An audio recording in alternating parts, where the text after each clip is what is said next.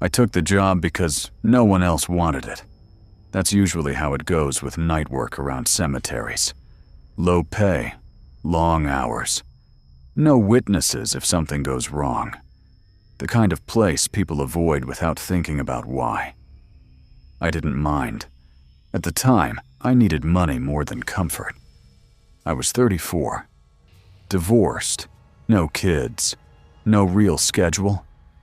I'd been drifting between temporary jobs for almost a year, sleeping during the day, staying awake at night, trying to convince myself that this was just a phase and not the rest of my life. When I saw the listing, night caretaker, municipal cemetery, I didn't feel fear. I felt relief. The cemetery sat on the edge of the city, right where the streetlights ended and the trees started. Old ground, older stones. Some graves went back more than a century. Others were fresh enough that the dirt still hadn't settled. My job was simple. Lock the gates at night, walk the paths every hour, check for vandalism, make sure no one was sleeping among the graves. That was it. No rituals, no folklore, no warnings.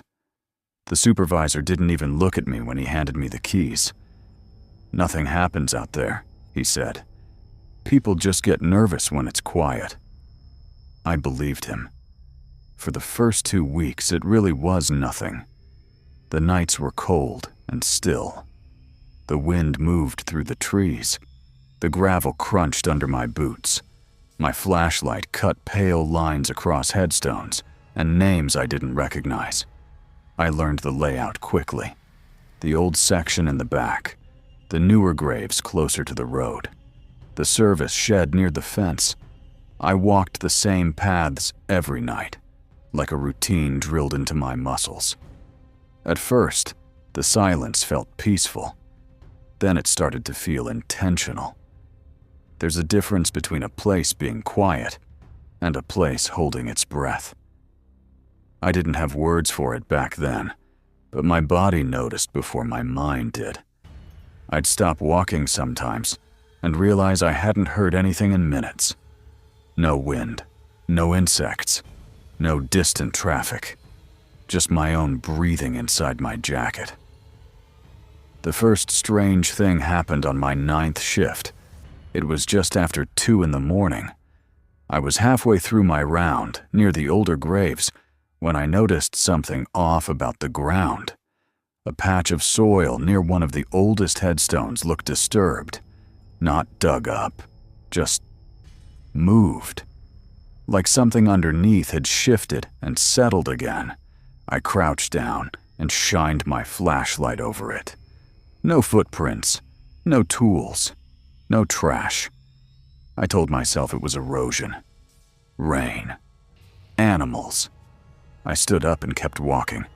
I didn't write it down. That was my mistake. Over the next few nights, I started seeing more of it. Small changes. Gravel paths slightly uneven. Fresh dirt where it shouldn't be. Grave decorations knocked over without breaking. Nothing dramatic.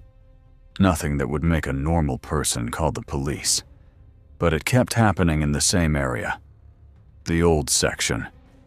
I mentioned it to another worker during shift change. He shrugged. "Ground moves," he said. "Always has." I wanted to believe him. Then came the smell. It wasn't constant. It came and went. Damp earth. Cold metal. Something old and wet. It reminded me of basements and rain-soaked concrete. I noticed it strongest near the same graves where the soil looked wrong. I checked the fence, checked the shed, checked for animals. Nothing. The nights grew longer and quieter. About a week later, I found the first real sign that something was wrong.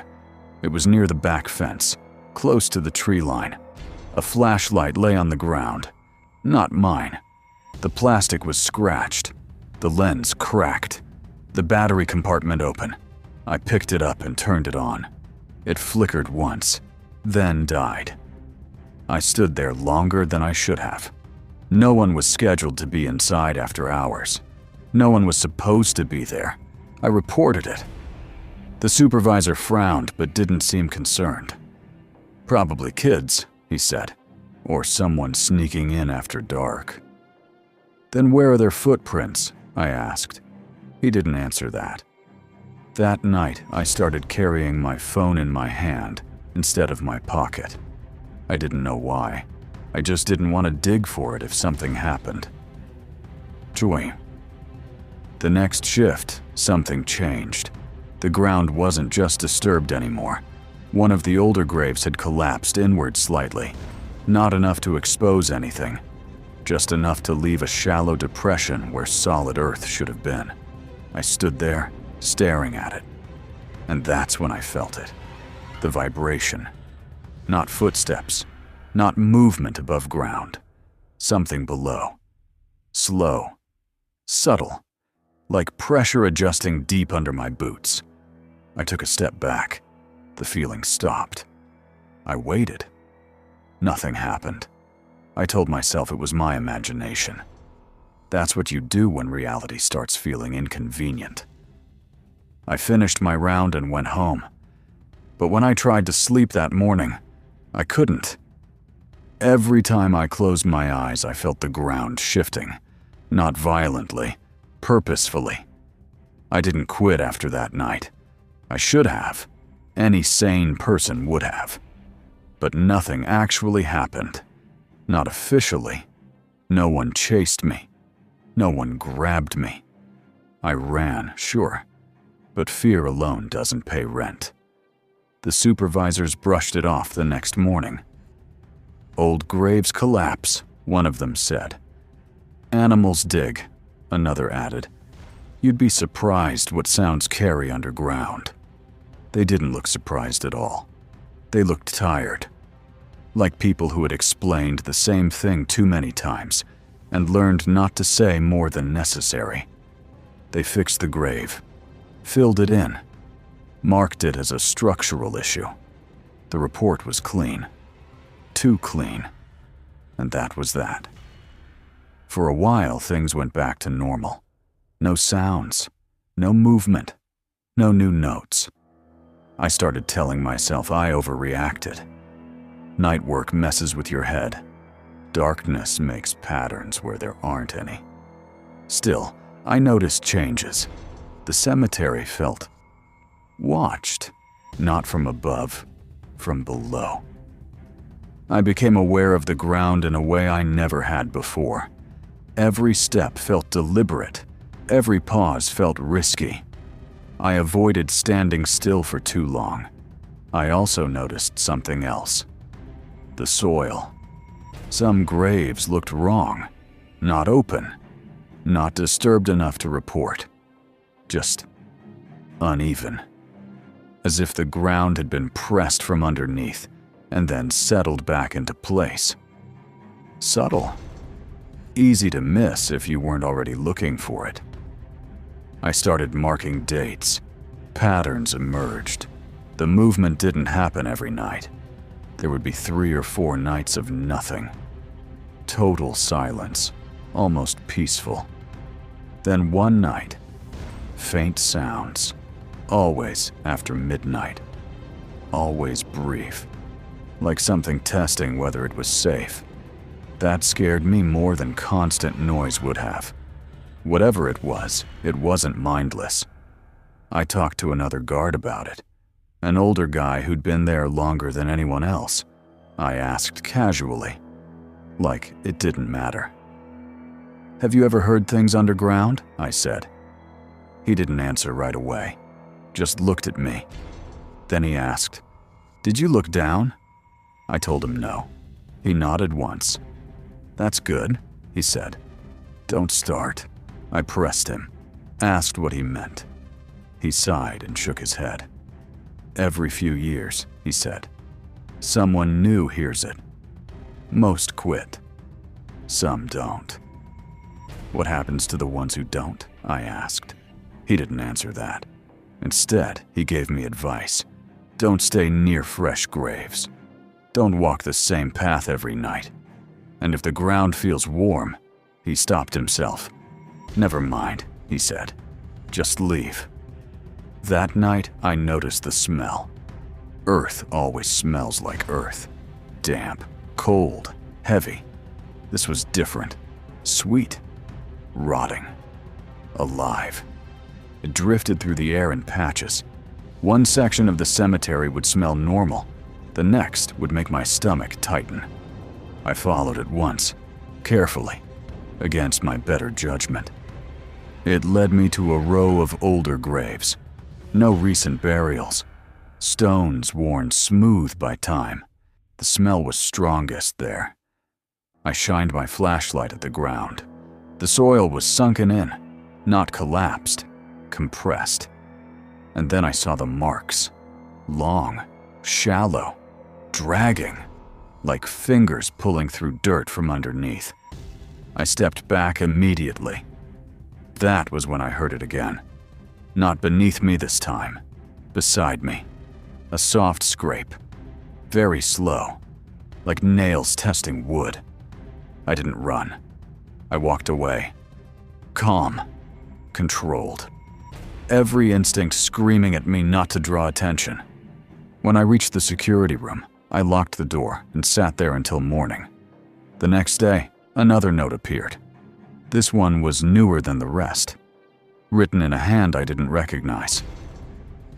Don't confuse silence with safety.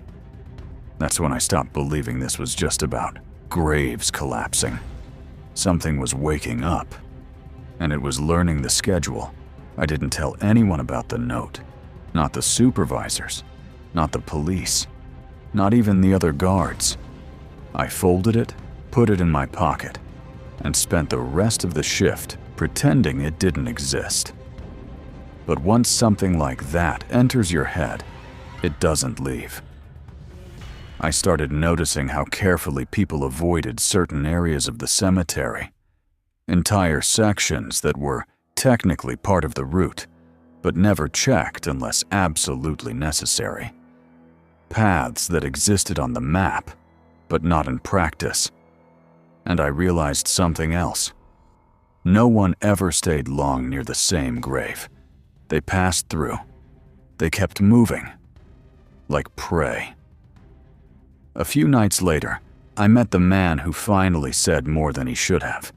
He didn't work security. Didn't work maintenance either. He was there during the day, usually near the older graves, always carrying a small bag with him. Too small for tools. Too careful for trash. I asked who he was. Consultant, he said. That was it. I laughed. Thought he was joking. He didn't laugh back.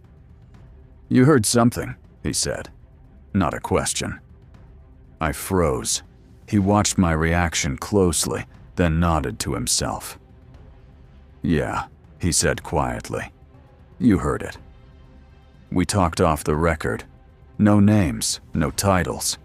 He told me this place wasn't unique. Cemeteries attract things, not spirits, not ghosts. Something closer to animals, but older. Things that learn slowly.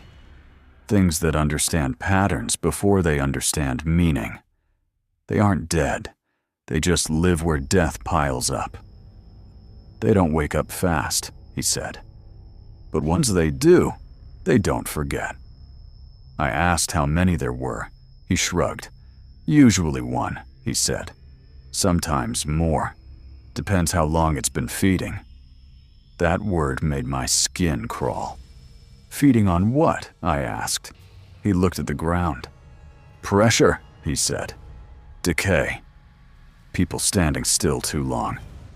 Then he gave me rules. Not official ones. Not written down. Rules passed between people who stayed alive. Rule 1. Never stand still on bare ground after midnight. Rule 2. If the earth smells sweet, leave. Immediately. Rule 3.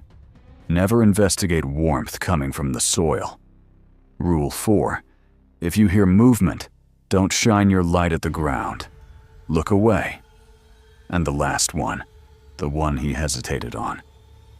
"If the ground goes quiet," he said, "for more than a few nights, don't relax." "Why?" I asked. He exhaled slowly. "Because that means it's close to the surface," he said. And listening. For a while, following the rules worked. Nothing happened. No sounds, no smells, no notes. Days passed, then a week. I started to believe it was over, that whatever had stirred had gone dormant again. Then someone didn't show up for their shift. A different guard, newer than me. They found his flashlight near one of the old sections, still on, pointing at the ground. No body, no signs of struggle, just disturbed soil. Slightly warm to the touch. They said he quit. Said he probably walked out and didn't come back. But I saw the ground afterward. And I knew. The silence returned after that. Longer this time. Too long.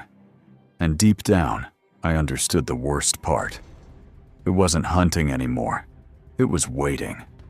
And whatever advice had kept people alive before was running out of time.